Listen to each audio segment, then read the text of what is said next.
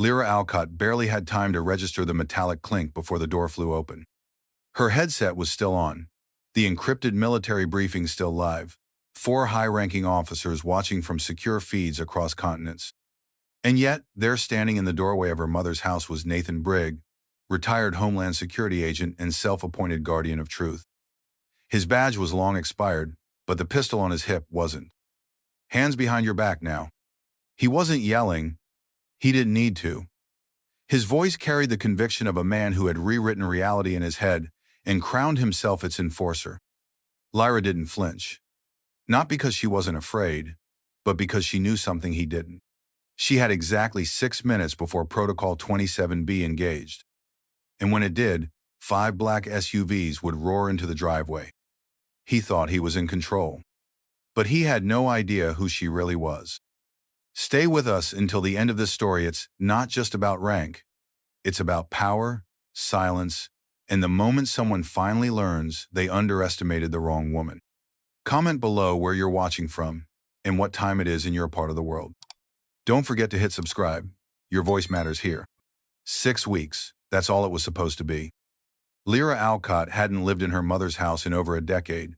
She'd left at 19 and never truly looked back.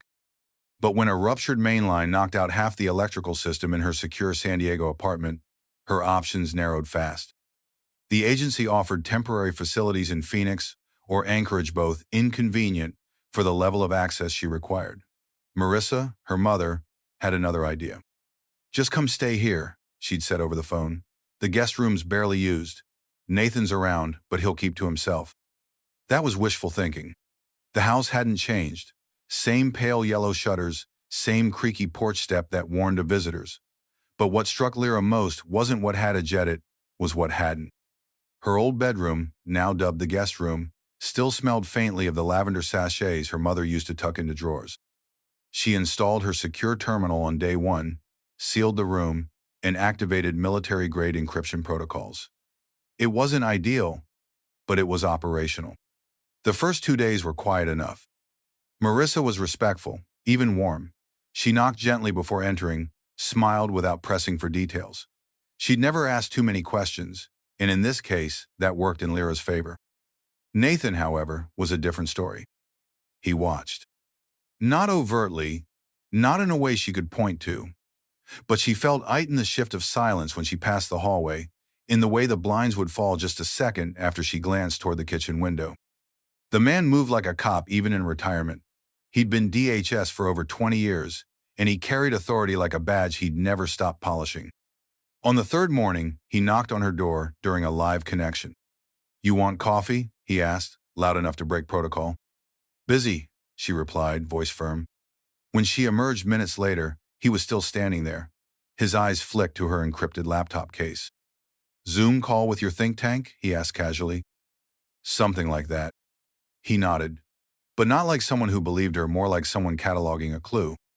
That night, Lyra added 2-factor biometric locks to her system and rerouted her signal path through an auxiliary clearance channel. Her instincts weren't trained to paranoia. They were trained to recognize patterns, and Nathan Brigg had just begun forming one. She found a legal pad by the landline with her voice phrases scribbled phonetically in Nathan's handwriting: op grid, thermal slice, bridge access fail. Terms from her last call. He wasn't just watching. He was logging her. Lyra didn't say a word. Not to him, not yet. She simply shut the guest room door, locked it from inside, and sat in the low hum of surveillance-grade silence. It was a house with no locks for him. But she had just engaged every lock she owned. She was 10, knees scabbed from a science fair accident, sitting on the front steps of her grandmother's house in Spokane.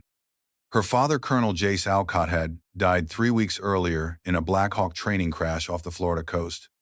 The casket was closed, the flags were folded, and her mother hadn't said more than a sentence per day since. Then Nathan appeared. He came with a press uniform and hands that looked like they'd never trembled. "A friend of a friend," her mother said. He was part of a federal security detail attached to disaster response. At least, that was the introduction.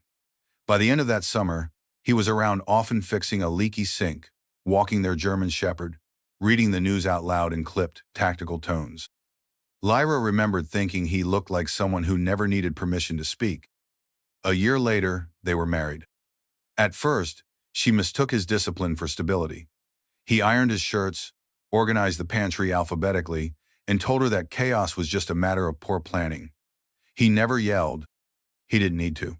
His authority filled the room before he did. But slowly, she noticed things. Like the way he corrected her when she asked why instead of how. Or the way he praised her mother for being calm and quiet, especially in front of others. And how his tone changed when Lyra spoke too boldly about what she wanted.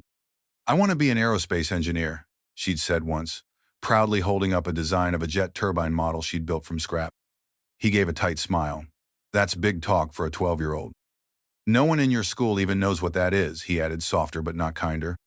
When she joined junior ROTC at 14, he came to her first drill competition, told everyone within earshot, "That's my girl. Smart mouth and sharper elbows, she'll probably outrank me one day." They laughed. She didn't. By the time she was accepted into Caltech's military science program, he'd stopped using the word kiddo altogether. "Engineering and tactical systems," he said flatly. "Sounds like a fantasy job. Who even hires for that? Sci-fi movies?" She went anyway. 4 years later, she was stationed overseas designing contingency fallback systems for joint operations across Europe and the South Pacific. Nathan sent exactly one email that year.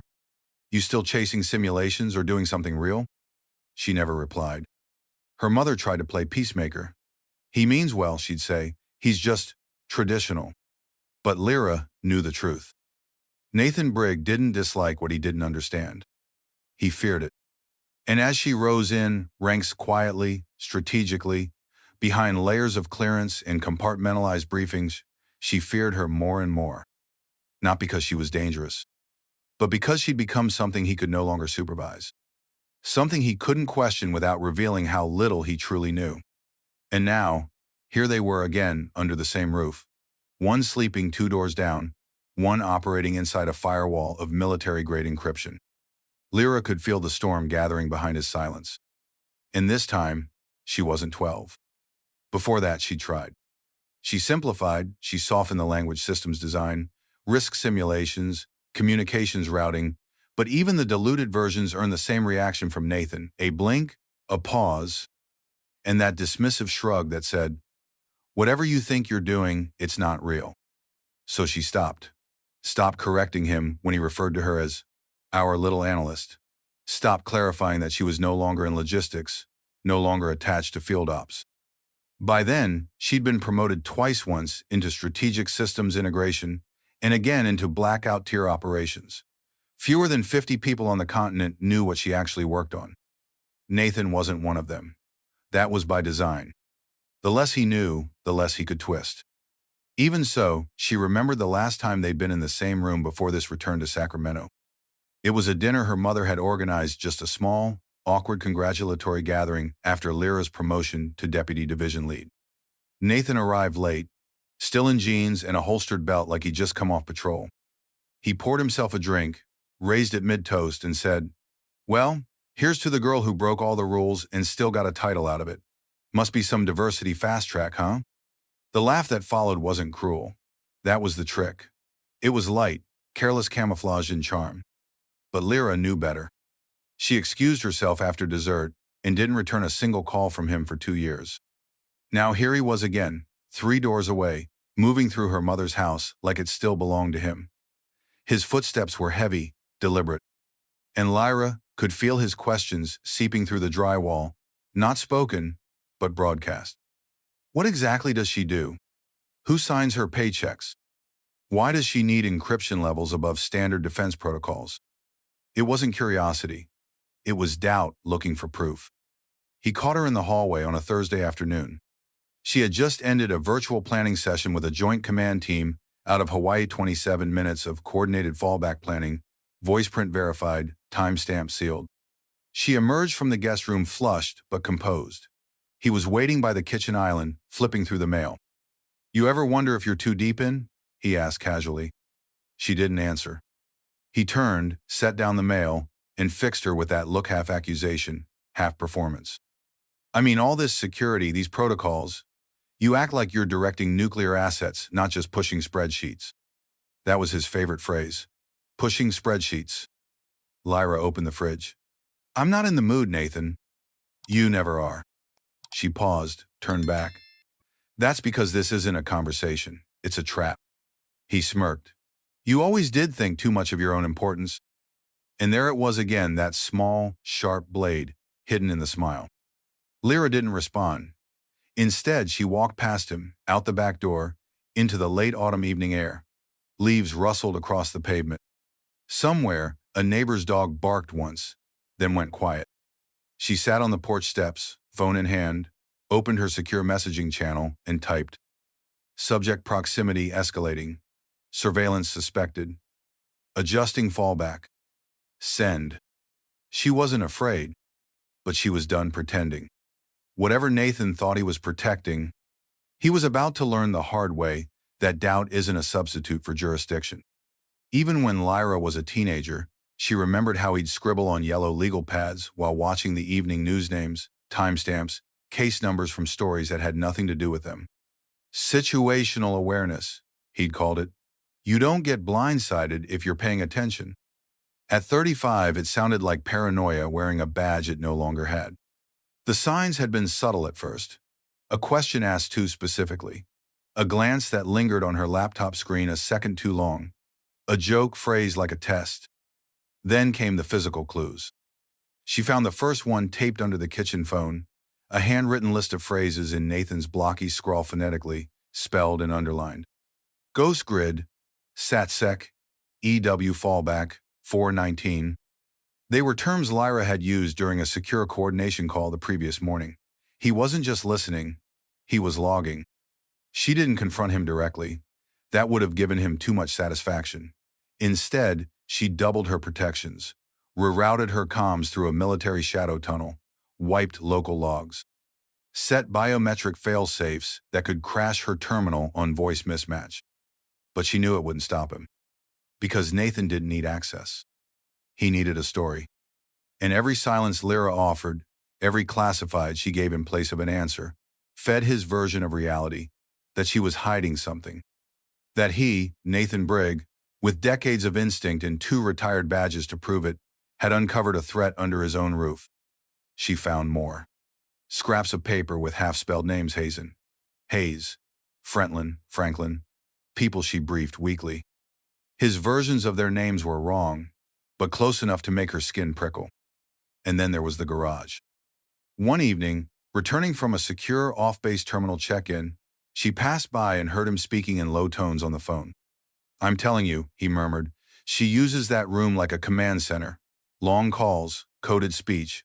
Nobody verifies her clearance. What if she's faking it? Silence. Then, no, not official yet. Just compiling, watching. Lyra didn't sleep that night. The next morning, her phone was missing from its charger. She found it in Nathan's hand at the kitchen table, unlocked. You've been deleting messages, he said, scrolling with the confidence of someone who believed he had authority. That's tampering, potential obstruction. She didn't raise her voice. She simply reached out, took the phone back, and said, That's a felony, Nathan. He stood up. No, what you're doing is a felony. You're impersonating something you're not. All this tech, all these codes, you think I don't know how con artists operate? I've arrested better liars than you. Lyra looked at him calmly. You're scared, she said. But not of me, of not being the one who gets to decide what's real. That hit something. His jaw clenched. His hands twitched slightly like someone halfway between drawing a weapon and pulling back a curtain. She walked away. Later that afternoon, she opened her secure tablet and entered a new log. Subject escalating behavior. Direct data breach attempted. Interference imminent. Trigger code 27B prepared. Authorization chain preloaded. There was no turning back now. Whatever Nathan thought he was building, a case, a theory, a correction to the world that no longer bent to him, was almost finished. But so was she. The next operation was scheduled for Friday morning. And if he tried anything then, he'd learn what happened when suspicion crossed into classified territory. Lyra Alcott moved through the house with practiced efficiency. Coffee, toast, no eye contact. Nathan was already up, seated in his recliner, police scanner murmuring quietly beside him. His eyes didn't follow her, but she felt the weight of his attention anyway. He wasn't watching. He was waiting. By 7:00, Lyra was sealed in the guest room, her makeshift command hub. The secured systems had already passed diagnostics.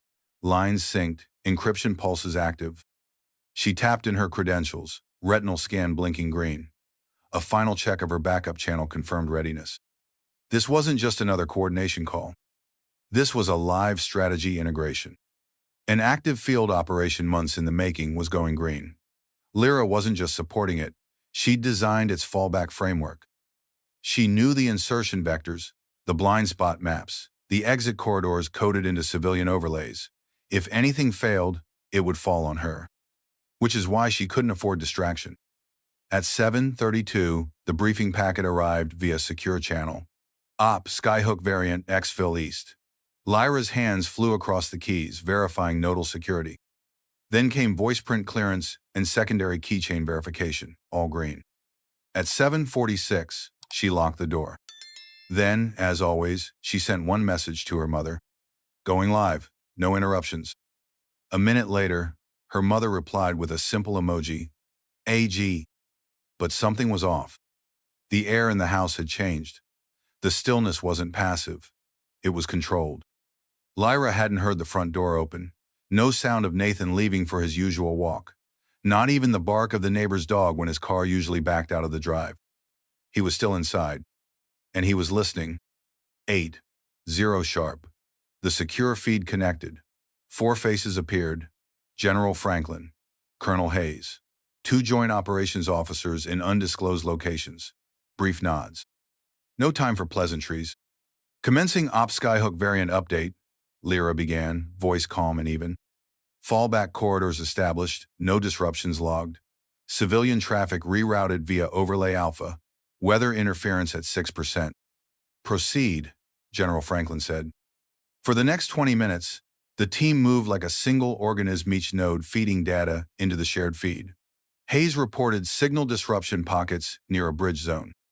Lyra cross-mapped an alternative route within seconds. Adjustments rippled through the plan like nerves firing across a battlefield brain. Then, a sound. Soft, metal. The slow turn of a doorknob. Lyra didn't break pace. She muted her mic with a key tap and projected her voice toward the door. Secure call in progress. Do not enter. Silence. Then crack. The door shattered inward. Wood splintered across the floor.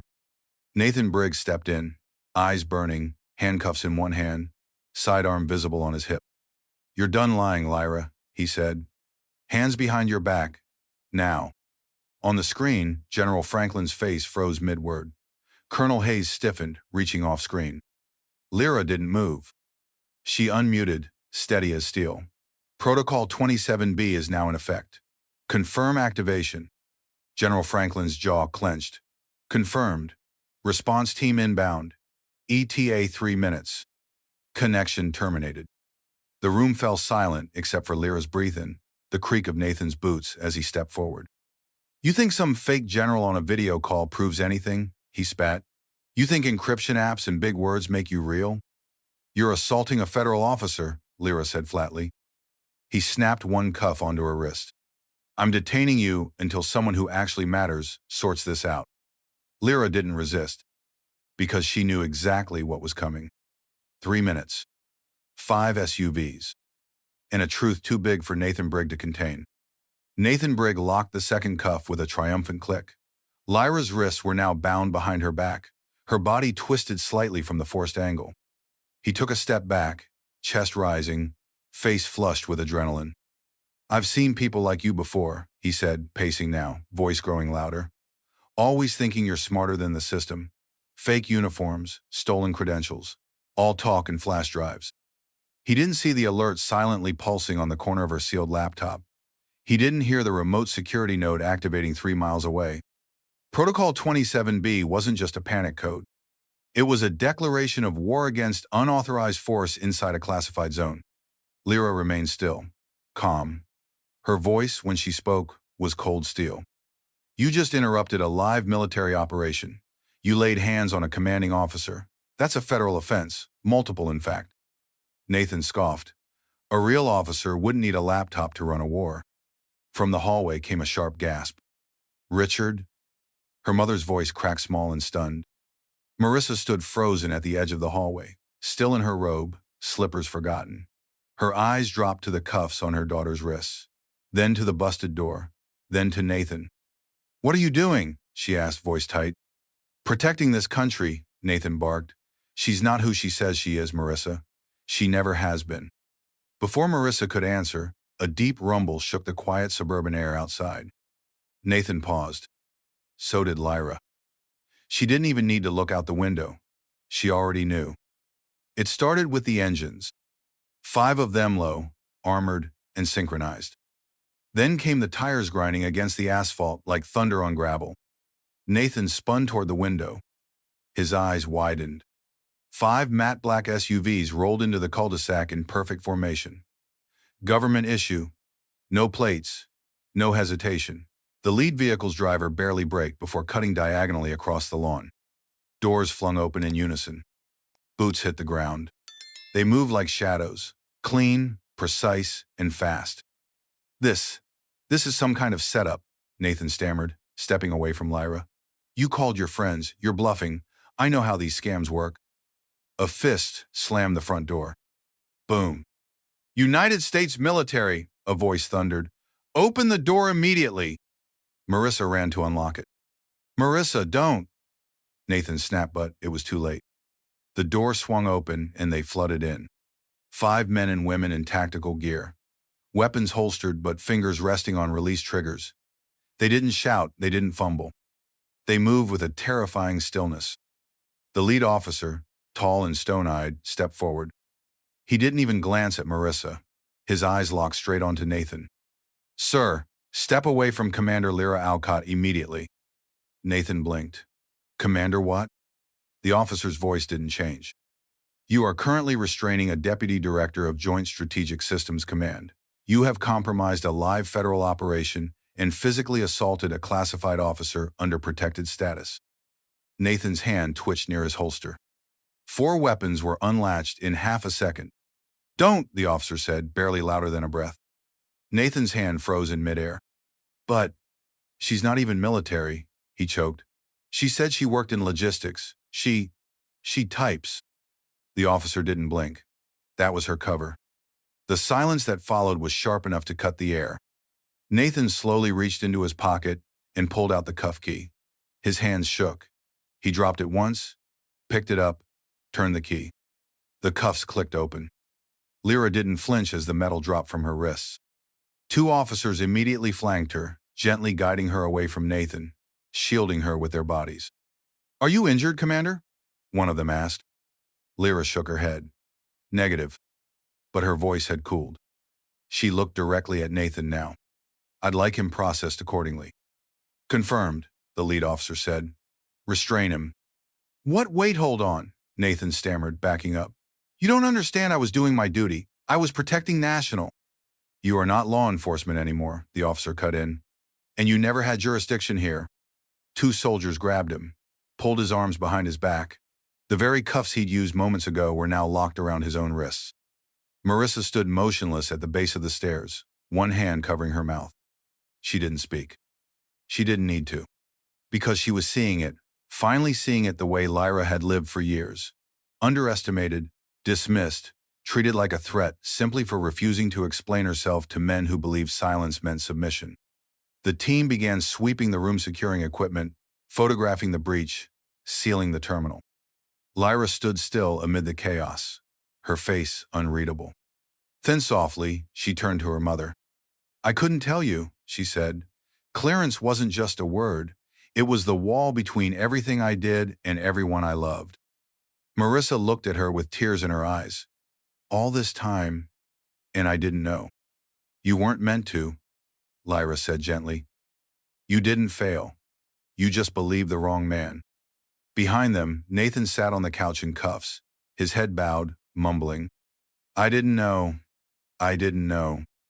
Lyra approached him. He looked up. There was no fire in his eyes now, only collapse. "I thought you were pretending," he whispered. "You didn't think," she said. You decided you couldn't imagine a world where someone like me outranked you, so you tried to put me back in a box small enough for your ego. He swallowed hard. Are you going to destroy me? She paused. Then, no.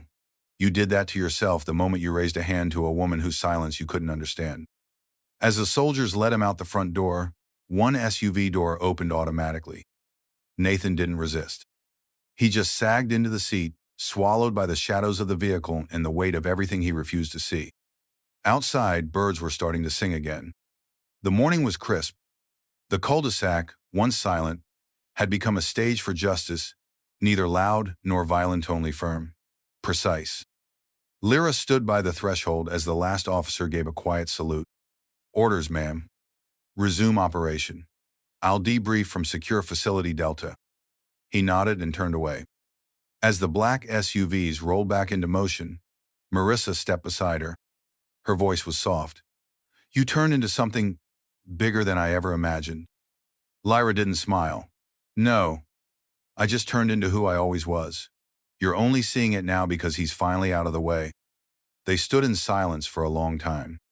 Not awkward, not strained, just still. Then Lyra said, I'll make sure you're safe. And with that, she walked down the steps, toward the still-running transport that waited for her.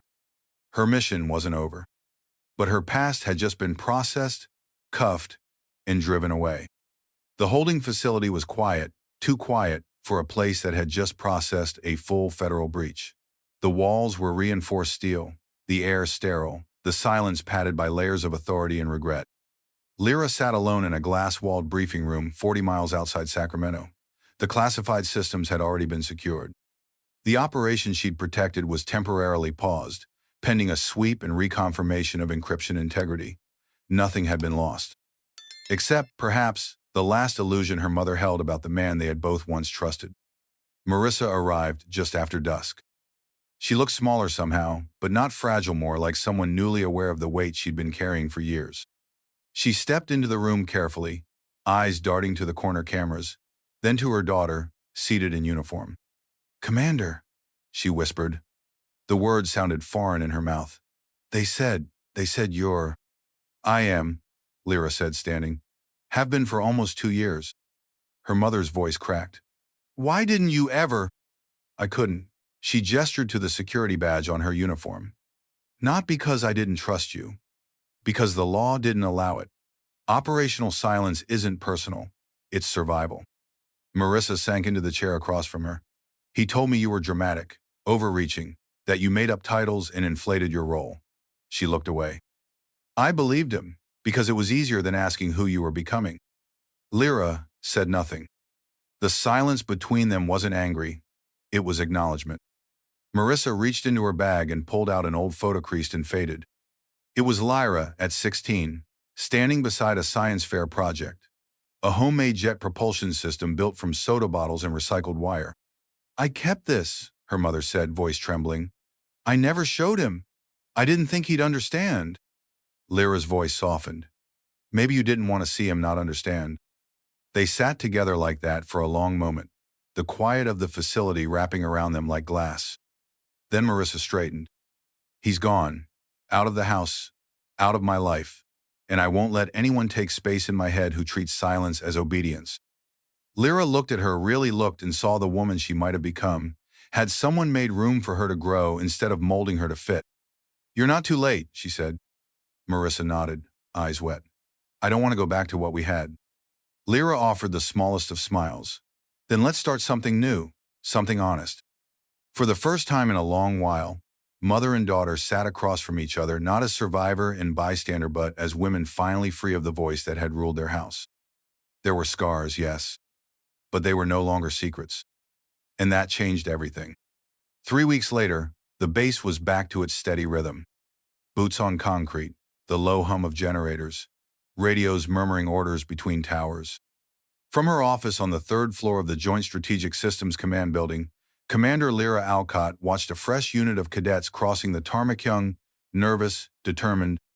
Their uniforms were crisp, their salutes too fast. She remembered being one of them, hoping someone would look past her last name and see what she was capable of. Someone finally had. She sat behind a desk that bore no nameplate, just a terminal, a digital security reader, and one photo framed in plain wood, tucked just beside the encrypted comms port. In the photo, she stood shoulder to shoulder with her mother outside the debriefing center, both in navy blue. Marissa's hand rested gently on Lyra's shoulder. She wasn't smiling wide, but her eyes held something deeper. Recognition. That morning, before leaving, her mother had said only one thing. You became everything he said you couldn't be. Lyra hadn't replied. She didn't need to. The words had settled inside her like a quiet anthem. Not of revenge. Not even victory. Just truth. Nathan Brigg had tried to define her with suspicion, control, and a set of handcuffs. He thought her silence was submission, that her calm was weakness. But now, his name lived in disciplinary records, not in her shadow. And hers? It lived in sealed clearance files, tactical command rosters, and in the quiet nods of those who followed her lead without ever needing her to explain why she belonged. She rose from the desk. There was a new class to brief, and she didn't need anyone's permission to stand at the front of the room. Sometimes, life's most powerful lessons don't come from speeches, they come from silence. Lyra Alcott's story isn't just about classified operations or black SUVs. It's about what happens when someone refuses to let others define her worth. She didn't argue. She didn't beg to be believed. She stayed calm, calculated, and when the truth arrived, it didn't need explanation. It simply walked through the door in uniform. Never let someone else's limits become your identity. You don't have to shrink so others feel bigger. And when the moment calls for outlet, your stillness speak louder than their shouting. Lyra didn't need validation. She needed space. And once she claimed it, no one could take it back. Where are you watching from? Drop your city and local time in the comments below. We'd love to see how far this story travels. Don't forget to hit subscribe for more true-to-life cinematic stories that remind us all, your silence isn't weakness. Your voice doesn't need permission. And your story might just be someone else's courage. We're glad you're here. Stay with us.